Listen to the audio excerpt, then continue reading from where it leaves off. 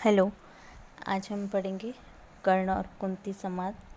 पिछले वीडियो में हमने पढ़ा था कि कुंती कर्ण से मिलती है और अपने बारे में उसको बताती है। अब है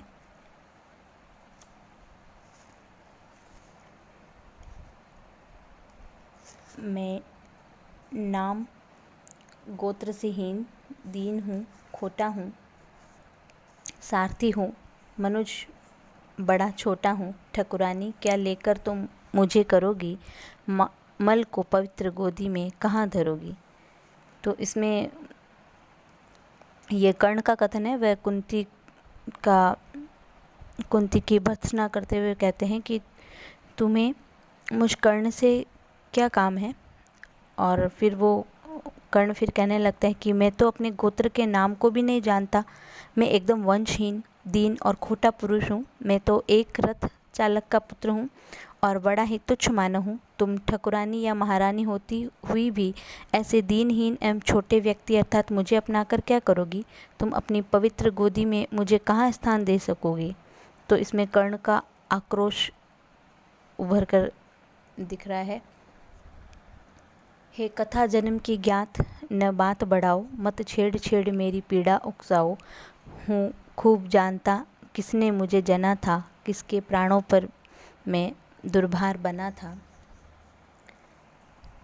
तो कर्ण कहता है कि मुझे अपनी जन्म की कथा याद है, किंतु तुम बीती हुई बात को बार बार छेड़ करके मेरी व्यथा को मत उकसाओ। मैं अच्छी तरह जानता हूँ कि मुझे किसने जन्म दिया था और किसके जीवन के लिए मैं कठिन भार के समान दुर्वहनीय बन गया था। सह विविध यातना मनुज जन्म पाता है, धरती पर शिशु भूखा प्यासा आता है। माँ सहज स्नेह से हो प्रेरित अकुला कर, पयपान कराती उर से उसे लगा कर। इस संसार में अनेक जन्म लेने के बाद में बड़े कष्ट से मनुष्य का जन्म मिलता है। इस धरती पर बालक माँ के गर्भ से भूखा प्यासा जन्म लेता है। उस समय माँ ही शिशु के प्रति स्वाभाविक स्नेह रख करके ममता पूर्वक अपना दुग्धपान कराती है और अपने नवजात को छाती से लगा करके उसका पालन करती है। मुखचूम जन्म की क्लांति हरण करती है, दृग से निहार अंग में अमृत भरती है। पर मुझे अंक में उठा न ले पाई तुम, पय का पहला आहार न दे पाई तुम। तो माँ अपनी संतान को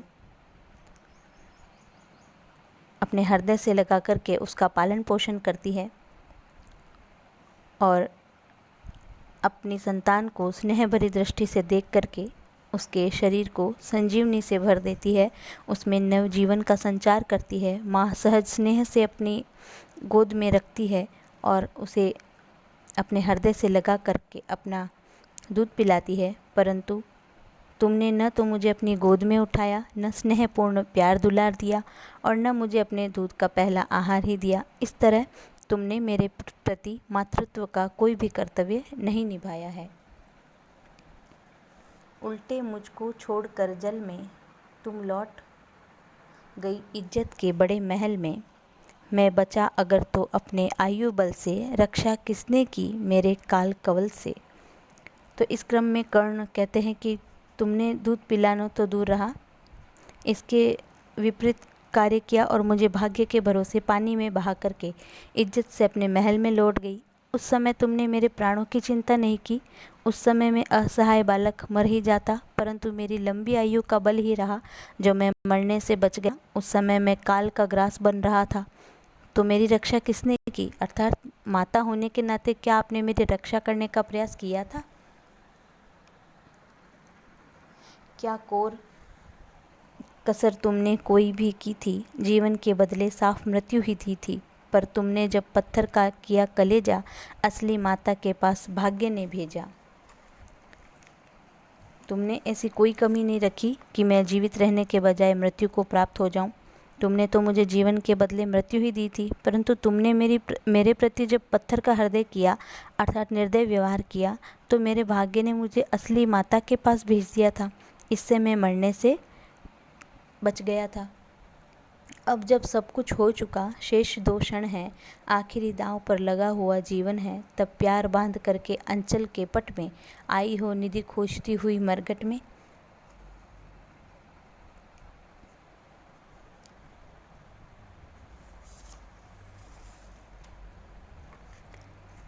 कर्ण कहते हैं कि इस तरह तुमने मेरी ओर से आंखें फेर ली थी, तो फिर अब यहाँ क्यों आई हो?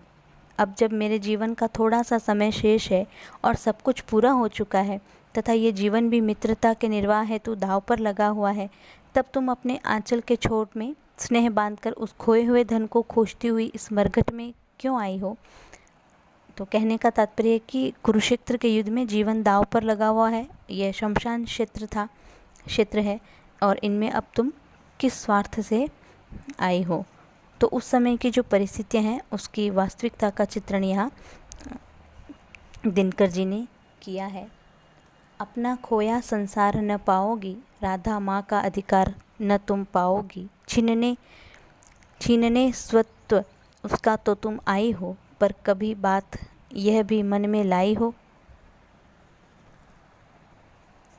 कि अब तुमने अपना खोया हुआ संसार नहीं पाओगी, अर्थात मुझे पुत्र रूप में नहीं पा सकोगी। मेरी माँ राधा है, तुम राधा का मातृत्व अधिकार नहीं पा सकोगी। तुम मेरे उस वात्सल्य माँ राधा का अपनत्व छीनने आई हो, परंतु कभी अपने मन में ये बात लाई हो कि अपनत्व भाव क्या होता है?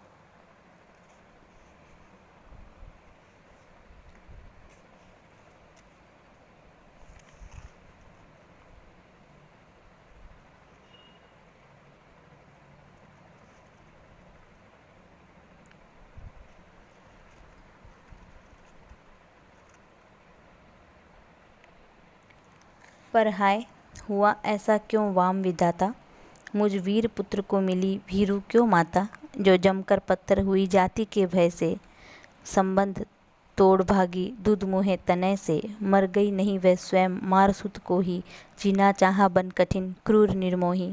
क्या कहूँ देवी, मैं तो ठहरा अनचाहा, पर तुमने माँ का खूब चरित्र निभाहा। तो कवि कहते हैं कि कर्ण कुंती से कहने लगे कि मेरे जीवन में विधाता ऐसा विपरीत क्यों हुआ, मुझ पराक्रमी और महादानी पुत्र को जन्म देने वाली माता कायर माता क्यों मिली? वह कायर माता अपने कुल को और समाज की निंदा के भय से उस समय एकदम पत्थर कठोर हृदय हो गई और अपने शिशु को नदी की धारा में बहा करके उससे अपना संबंध तोड़ करके वहाँ से भाग गई। मेरे लिए ये कितने दुर्भाग्य की बात थी। कर्ण कहने लगे कि अपने नवजात पुत्र को मार करके बेसहारा नदी में बहाकर वह माता स्वयं नहीं मरी, अपितु वह कठिन क्रूर और निर्मोही बनकर के जीवित रही। कुंती को लक्ष्य करके कर्ण ने कहा कि हे देवी, मैं इससे अधिक क्या कहूँ, मैं तो अनचाहा जन्मा था, अर्थात मैं अपना जन्म इस प्रकार नहीं चाहता था, परंतु तुमने भी तो पुत्र को जन्म देते ही त्याग करके अपने मातृत्व का चरित्र खूब निभाया। था कौन लोभ थे अरमान हृदय में, देखा तुमने जिनका अवरोध तनय में, शायद ये छोटी बात राज सुख पाओ, वर किसी भूप को तुम रानी कहलाओ। मुझे ऐसे जन्म देकर के कौन सा लोभ और क्या अरमान आपके हृदय में था, जो कि मुझ पुत्र के जन्म से तुमने बाधक माना और मुझे सहजा बेसहारा त्याग दिया। इस संबंध में शंका का स्वयं उत्तर देते हुए कर्ण ने कहा कि हे देवी, शायद एक छोटी सी बात तुम्हारे हृदय में अरमान लोभ रूप में उभरी होगी कि मैं राज सुख पाऊंगी और किसी राजा की महारानी बन जाऊंगी, इसीलिए तुमने मेरा परित्याग किया। सम्मान मिले यश बढ़े वधुमंडल में, कहलाओ साध्वी सती वाम भूतल में, पाओ सुत भी बलवान पवित्र प्रतापी, मुझसा अध जन्मा नहीं मलिन परितापी। तुम यही चाहती थी कि राजरानी का सम्मान मिले, रानियां और राजवधुओं में यश बढ़े, तुम नारी समाज में साध्वी सती धरती पर सदाचारणशीला कहलाओ, साथ ही बलवान पवित्र और प्रतापी पुत्र भी प्राप्त कर सको, जो कि मुझ जैसे अजन्मे मलिन और संताप देने वाले न हो। सो धन्य हुई तुम देवी सभी कुछ पाकर, कुछ भी न गंवाया तुमने मुझे गंवाकर, पर अंबर पर जिनका प्रदीप जलता है, जिनके अधीन संसार निखिल चलता है। हे देवी, तुम तुम कुरु वंश की महारानी बनकर वैभव सुख तथा प्रतापी पुत्रों को पाकर धन्य हुई, इस प्रकार तुम मुझ जैसे पुत्र को त्याग कर भी तुमने कुछ भी नहीं खोया, परंतु आकाश में जिनका दीपक जलता है, जिनके इशारे पर सारा संसार चलता है, उनकी पोथी में भी तुम्हारे इस कार्य के विषय में कुछ लिखा होगा। उन्होंने भी तुम्हारे स्वार्थी कृत्य को स्वयं देखा होगा कि एक माँ अपने शिशु को कठोर हृदय बनकर नदी की धारा पर बहा रही है, और माँ के वज्र के समान कठोर हृदय से इस बालक ने सब कुछ सहा है। उनकी पोथी में भी कुछ लिखा होगा, कुछ कृत्य उन्होंने भी तो देखा होगा। धारा पर सद्यजात पुत्र का बहाना, माँ का हो व्रज कठोर दृश्य वह सहना, फिर उसका होना मग्न अनेक सुखों में, जातक असंग का जलना अमित दुखों में। हम दोनों जब मरकर वापस जाएंगे, ये सभी दृश्य फिर से सम्मुख आएंगे। अपने पुत्र को लोक निंदा के भय से नदी की धारा में भागकर कुंती राजकुल के सभी सुखों में मग्न रहने लगी, और उधर वह परित्यक्त संतान अस्पृश्य रूप में दुत्कारा जाता हुआ अत्यधिक दुखों से व्यथित रहा। इस संसार में जब हम दोनों मरकर विधाता के सामने जाएंगे, तो ये सारे दृश्य फिर से हमारे सामने आएंगे। जग की आँखों से अपना भेद छिपाकर नर वृथा तृप्त होता मन को समझा कर, अब रहा न कोई विवरण शेष जीवन में, हम भली भांति रक्षित है पटावरण में। तो कर्ण कहते हैं कि मनुष्य संसार की नज़रों में अपना भेद छिपा करके व्यर्थ में ही मन को सांत्वना देकर समझ लेता है, अब उसकी बुराइयां पर पर्दा पड़ जाएगा और उसका शेष जीवन अब सुख शांति से बीत जाएगा। इस प्रकार मनुष्य अपनी सभी बुराइयों को भली भांति पर्दे के पीछे कर निश्चिंत सा हो जाता है। और कर्ण का कहने का तात्पर्य है कि मनुष्य का ऐसा आचरण सर्वथा निंदनीय है। पर हंसते कहीं अदृश्य जगत के स्वामी, देखते सभी कुछ तब भी अंतर्यामी, सबको सहेज कर नियति कहीं धरती है, सब कुछ अदृश्य पट पर अंकित करती है। तो कुंती को कर्ण कहते हैं कि हमारे स्वार्थी आचरण को देख करके जगत के अदृश्य नियंता हम पर हंसते हैं। वे जगत के स्वामी अंदर की सब बातें जानते हैं और हमारे सभी तरह के भले बुरे आचरण को देखते हैं। नियति बड़ी बलवान कुछ सहेज कर रखती है और सब कुछ अदृष्ट या भाग्य रूपी फलक पर अंकित कर देती है।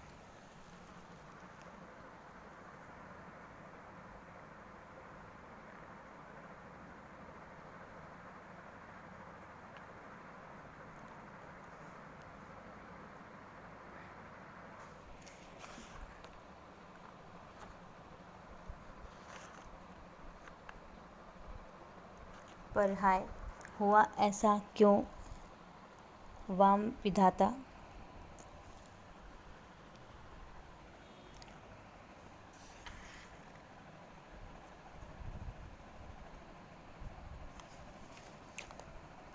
पर हाय न तुम में भाव धर्म के जागे, तुम देख नहीं पाई जीवन के आगे। देखा न दीन कातर बेटे के मुख को, देखा केवल अपने क्षण भंगुर सुख को।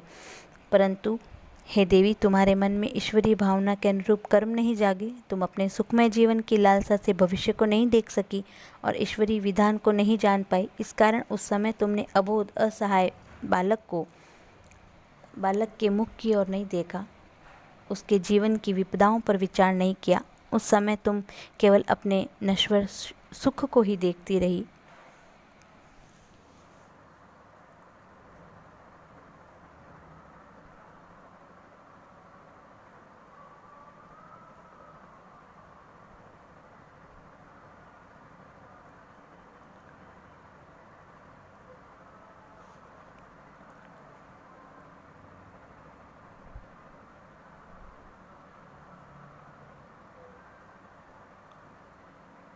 विधि का पहला वरदान मिला जब तुमको, गोदी में नन्हा दान मिला जब तुमको, क्यों नहीं वीर माता बन आगे आई, सबके समक्ष निर्भय होकर चिल्लाई।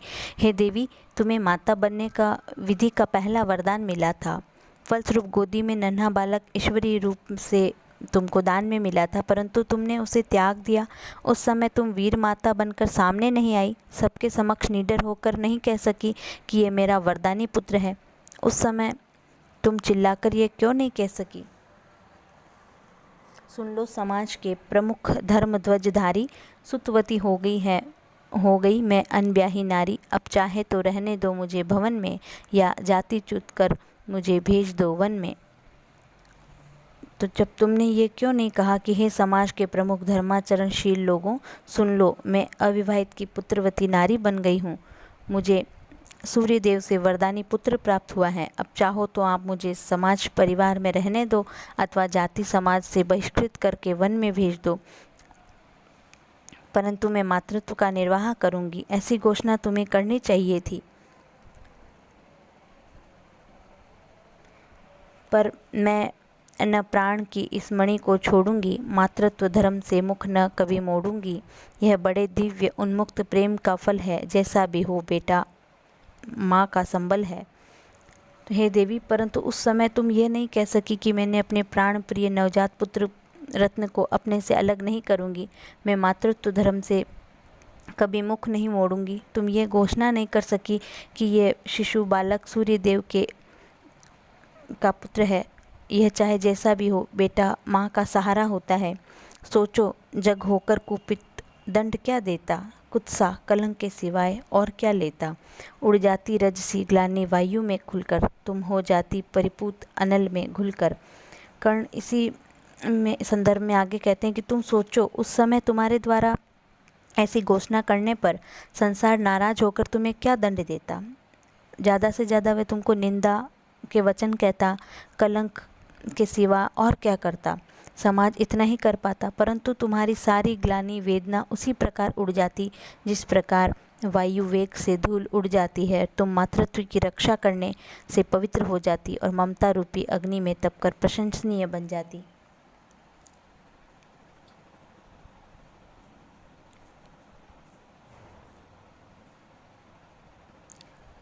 शायद समाज टूटता वज्र बनकर तुम पर, शायद गिरते दुख के कराल घन तुम पर, शायद वियुक्त होना पड़ता परिजन से, शायद चल देना पड़ता तुम्हें भुवन से।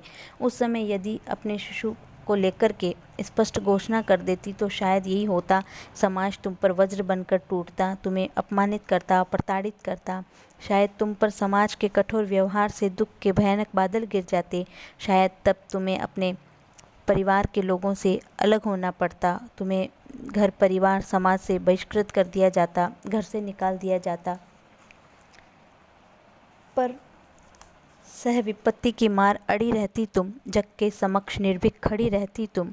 पी सुधा जहर को देख नहीं घबराती, था किया प्रेम तो बढ़कर मोल चुकाती। परंतु तुम उस समय उस विपत्ति की मार पर अड़ी रहती, संसार के समक्ष निडर होकर के खड़ी रहती, समाज के निंदा वचन रूपी जहर को पीकर मातृत्व रूपी अमृत के लिए नहीं घबराती, और अविवाहिता दशा में सूर्यदेव से आगे बढ़कर मोल चुकाती तो तब तुम्हारा मातृत्व पतित नहीं होता।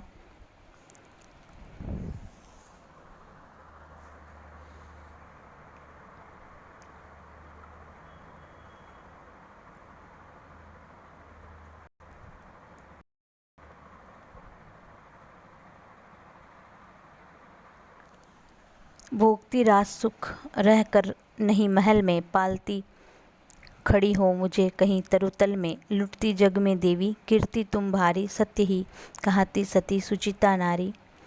कि हे देवी, यदि उस समय तुम अपने शिशु को नहीं त्यागती और लोगों के डर से समाज से बहिष्कृत होती तो यही होता कि तुम्हें राजमहलों का सुख भोग नहीं मिलता और किसी पेड़ के नीचे रहकर अपने पुत्र का पालन पोषण करना पड़ता। तुम्हारे उस कार्य से तुम्हें संसार में भारी यश मिलता, तब तुम सचमुच ही सत्य और पवित्र चरित्र वाली नारी कहलाती। मैं बड़े गर्व से चलता शीश उठाए, मन को समेट कर मन में नहीं चुराए। पाता न वस्तु क्या कर्ण पुरुष अवतारी, यदि उसे मिली होती शुचि गोद तुम्हारी। उस दशा में भी संसार में अपना सिर सम्मान से ऊंचा करके गर्व से चलता मैं, और लोगों के समक्ष अपने हृदय को कलंक युक्त मानकर नहीं चुराता। उस दशा में सूर्य का वरदानी पुत्र कर्ण अर्थात मैं संसार की कौन सी वस्तु नहीं पाता, यदि उस समय तथा जीवन में तुम्हारी मातृत्वमयी पवित्र गोद मिल जाती तो मेरा जीवन कितना यशस्वी बन जाता। खोला न गुड़ जो भेद कभी जीवन में, क्यों उसे खोलती हो अब चौथेपन में। आवरण पड़ा ही सब कुछ पर रहने दो, बाकी परिभव भी मुझको ही सहने दो। तो हे देवी, आपने पहले कभी मेरे जन्म के रहस्य को नहीं खोला, नहीं बताया कि अविवाहिता दशा में सूर्यदेव के संबंध रखने से मेरा जन्म आपकी कोख से हुआ। जब पहले तक ये रहस्य नहीं खोला तो अब वृद्धावस्था में उसे क्यों खोलती हो। इस रहस्य पर तुम अब पर्दा ही पड़ा रहने दो और इस कारण होने वाले संताप या अपमान को मुझे ही सहने दो।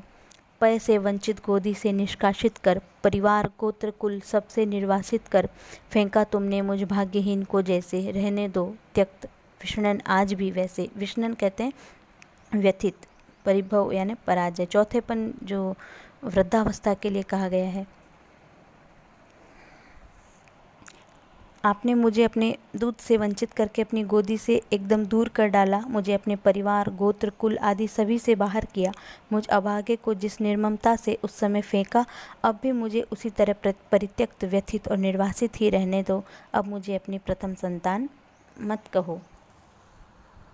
हे वृथा यत्न है देवी मुझे पाने का, मैं नहीं वंश फिर वापस जाने का। दीपिता आयु सारी कुलहीन कहा कर, क्या पाऊंगा अब उसे आज अपना कर।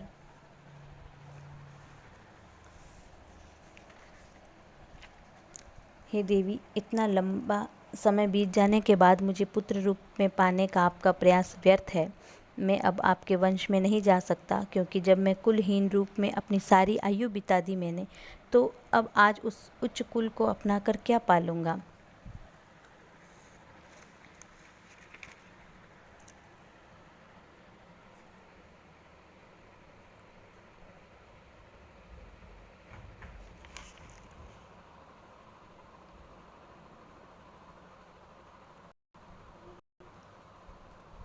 जाने सहसा तुमने सबने क्या पाया, जो मुझ पर इतना प्रेम उमड़ आया। अब तक न स्नेह से कभी किसी ने हेरा, सौभाग्य किंतु जग पड़ा अचानक मेरा। तो कर्ण कहते हैं कि ऐसी क्या बात है कि सहसा आप सभी को मेरी याद आ गई। न जाने क्यों मुझ पर आपका इतना प्रेम उमड़ आया है। आज तक तो किसी ने भी मुझे स्नेह से नहीं देखा, परंतु आज अचानक ही मेरा ये सौभाग्य कैसे जाग गया। मुझे ज्येष्ठ पुत्र के रूप में अपनाने का स्नेह कैसे आपके हृदय में उत्पन्न हुआ। मैं खूब समझता हूँ कि नीति यह क्या है, असमय में जन्मी हुई प्रीति यह क्या है। जोड़ने नहीं बिछुड़ने वियुक्त कुलजन से, फोड़ने मुझे आई हो दुर्योधन से। कवि कहते हैं कि कर्ण ने कहा, मैं अच्छी तरह जानता हूँ कि मुझे अपना ज्येष्ठ पुत्र बतलाने की तुम्हारी क्या नीति है। असमय ही मुझसे स्नेह प्रकट करने का रहस्य या कूटनीति क्या है। तुम मुझे अपने बिछड़े हुए कुलजनों अर्थात पांडवों को जोड़ने नहीं, अपितु मेरे मित्र दुर्योधन से अलग करने अर्थात मेरी मित्रता फोड़ने आई हो। लेकिन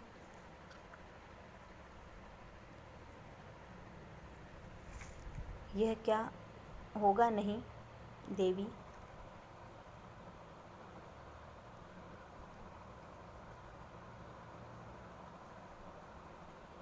जैसे भी हो सुत का सौभाग्य मनाओ, दे छोड़ भले ही कभी कृष्ण अर्जुन को, मैं नहीं छोड़ने वाला दुर्योधन को। तो हे देवी, लेकिन दुर्योधन छोड़कर पांडवों से मेल मिलाप मुझसे नहीं होगा, इसलिए जैसे भी हो अपने पुत्र का सौभाग्य मनाओ। कृष्ण भले ही अर्जुन का साथ छोड़ दे, परंतु मैं दुर्योधन का साथ छोड़ने वाला नहीं हूँ। कुरुपति का मेरे रोम रोम पर ऋण है, आसान न होगा उससे कभी ऊऋण है। छल किया अगर तो क्या जग में, मैं यश लूँगा प्राण ही नहीं तो उसे और क्या दूंगा। तो कुंती से कहने लगते हैं कि मेरा रोम रोम दुर्योधन के ऋण से लदा हुआ है। मुझ पर दुर्योधन ने अनेक उपकार किए हैं, मैं उसके उपकारों से कभी भी आसानी से मुक्त नहीं हो सकता हूँ। अब यदि मैंने अपने मित्र के साथ छल किया, उसे धोखा दिया, तो मुझे संसार में और क्या यश मिलेगा। अब मैं उसके उपकारों के बदले अपने प्राण ही नहीं दे सका, तो फिर उसे और क्या दूंगा।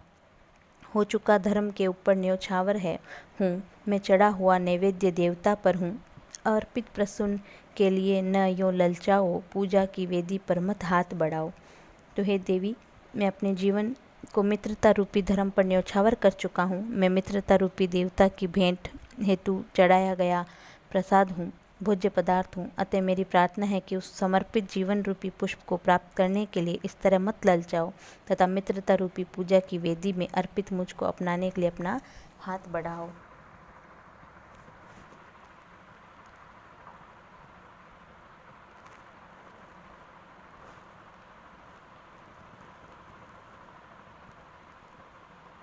राधे मौन रहा व्यथा निज कह के, आँखों में झरने लगे अश्रु बह बह के। कुंती के मुख में वृथा जीभ हिलती थी, कहने को कोई बात नहीं मिलती थी। अंबर पर मोती गुथे चिकुल फैलाकर, अंजन उड़ेल सारे जग को नहलाकर, साड़ी में टांके हुए अनंत सितारे, थी घूम रही तिमिरांचल निशा पसारे। अपने हृदय की व्यथा को इस प्रकार व्यक्त करके कर्ण अंततः चुप हो गया। उस समय उसके मुख से शब्द नहीं निकल रहे थे, केवल आंखों से अश्रुधारा लगातार बह रही थी। कर्ण की दशा देख करके कुंती भी व्याकुल हो रही थी। वह कुछ कहने के लिए जीभ बार बार हिलाती थी, परंतु वह कुछ बोल नहीं पा रही थी। तो उस समय संध्या के बाद में रात्रि प्रारंभ हो गई थी। आकाश रूपी वस्त्र पर निशा रूपी नायिका ने तारे रूपी मोतियों से गुथे हुए अपने अंधकार रूपी काले केश फैला दिए थे। उसने सारे संसार को अंजन उड़ेल कर उसे नहला दिया था। उसकी नीली साड़ी में अंततः तारे रूपी स्थल में सितारे चमक रहे थे। वह अंधकार रूपी आंचल को फैलाए सब ओर घूम रही थी। सर्वत्र अंधकार फैला हुआ था। थी दिशा स्तब्ध, नीरव समस्त अगजग था। कुंजों में अब बोलता न कोई खगता। झिल्ली अपना स्वर कभी कभी भरती थी। जल में जब तब मछली छप छप करती थी। उस समय दिशाओं में पूर्णतया स्तब्धता और नीरवता व्याप्त थी। कुंजों में भी अब कोई पक्षी नहीं चहचहा रहा था। रात्रि का आरंभिक समय था। कभी कभी झिंगुरों का स्वर भी उभर रहा था। जब तब पानी में मछलियाँ छपाछप शब्द कर रही थी। इस सन्नाटे में दो जन सरित किनारे थे खड़े, शिलावत मूक भाग्य के मारे। था सिसक रहा राधे सोच यह मन में, क्यों उबल पड़ा असमय विष कुटिल वचन में। क्या कहें और यह सोच नहीं पाती थी, किंतु कुत्सा ने दिन मरी जाती थी। तो ऐसे सन्नाटे में कुंती और कर्ण दोनों ही गंगा नदी के किनारे एकदम मौन खड़े थे। वे शिला के समान मूक और भाग्य के मारे हुए थे। तब कर्ण अपने मन में ये सोचकर सिसक रहा था कि क्यों मैंने आवेश में आकर असमय ही माता कुंती के प्रति ऐसे कठोर वचन कह डाले। मुझे ऐसे कठोर वचन नहीं कहने चाहिए थे, क्योंकि वे पूज्या वृद्धा माता थी और बेचारी भाग्य की मारी थी। उस समय कुंती और क्या कहे ये सोच नहीं पाती थी। तब कुंती घृणा आत्मनिंदा से अत्यधिक व्यथित होकर मरी जा रही थी, अर्थात कुंती को और भी दुख हो रहा था। तो प्रकृति को वेदना व्यथा का उद्दीप्त बताया गया है। इसमें कुंती और कर्ण की विवशताओं और भाग्यहीनता की यहाँ व्यंजना हुई है।